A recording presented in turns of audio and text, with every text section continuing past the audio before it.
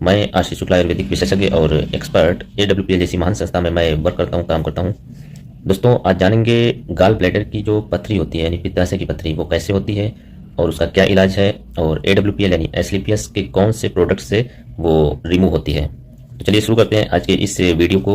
Gall bladder की पथरी के अनेक रोगी ठीक हुए हैं। अगर ऑपरेशन आप करा देते हो, गाल ब्लैडर निकलवा देते हो, तो आपके बॉडी में यानी अमाशय में यानी स्टमक में, पेट में बहुत ज्यादा एसिडिटी, जलन, खट्टी डकारें, गैस बनना, अपच होना, ये समस्या बढ़ जाती है और आजीवन आप खाना ठीक से नहीं खा पाते हो। जीते जी इसको कहते हैं मरने की अवस्था। तो इस तरीके से आपको ऑपरेशन नहीं कराना है। आपको मैं AWPL के जो प्रोडक्ट हैं उनको मैं रिकमेंड करूंगा। बहुत सारे मरीजों को इसका रिजल्ट मिला है, जिसमें स्टोन डॉग, क्लोरोडॉग और साथ में इसमें और जो प्रोडक्ट है पुरंदवा, तुलसी और लिवोडॉग। इन्हीं 4 प्रोडक्ट से आपको गाल ब्लैडर की पथरी का इलाज हो जाएगा हमेशा हमेशा के लिए। तो AWPL जैसी महान संस्था में अगर आप काम करना चाहते हैं तो आप हमें जरूर कांटेक्ट करें, हम इसका पूरा जानकारी आपको देंगे।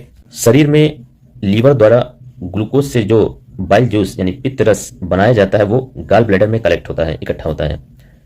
गाल ब्लैडर में से ये बाइल जूस बूंद बूंद करके धीरे धीरे छोटी आंत में, स्मॉल इंटेस्टाइन में आता है। जो गरिष्ठ भोजन यानी भारी भोजन हमारा होता है, अमाशय में ये नहीं पचता है। हमारा गरिष्ठ भोजन अमाशय में नहीं पचता है। उसको पचाने के लिए बाइल जूस की आवश्यकता होती है, यानी पित्त रस की आवश्यकता होती है। ठीक है। जब व्यक्ति के भोजन में ये गरिष्ठ भोजन यानी भारी भोजन अधिक मात्रा में होते हैं तो ग्लूकोज अधिक बनता है, जिससे पित्त रस भी निकलता है यानी बाइल जूस भी निकलता है। क्लियर। जो कि हमारे गाल ब्लैडर में इकट्ठा हो रहा है। गाल ब्लैडर की जो कलेक्ट करने की क्षमता है, इकट्ठा करने की क्षमता है बाइल जूस की यानी पित्त रस को इकट्ठा करने की क्षमता होती है गाल ब्लैडर में, वो लमसम 50 ग्राम होती है। जिसके कारण जब ज्यादा पित्त रस इकट्ठा होने लगता है तो वो गाढ़ा होने लगता है, कंसंट्रेट होने लगता है। पित्त रस आपका जब बाइल जूस गाढ़ा होने लगता है तो गाढ़ा होने के कारण वो क्रिस्टल फॉर्म में यानी कण के रूप में इकट्ठा होना शुरू हो जाता है आपके गाल ब्लैडर में, पित्ताशय में। और वो जो क्रिस्टल के रूप में जब इकट्ठा होना शुरू हो जाता है तो उसी को गाल ब्लैडर की पथरी कहा जाता है, यानी पित्ताशय की पथरी कहा जाता है। क्लियर।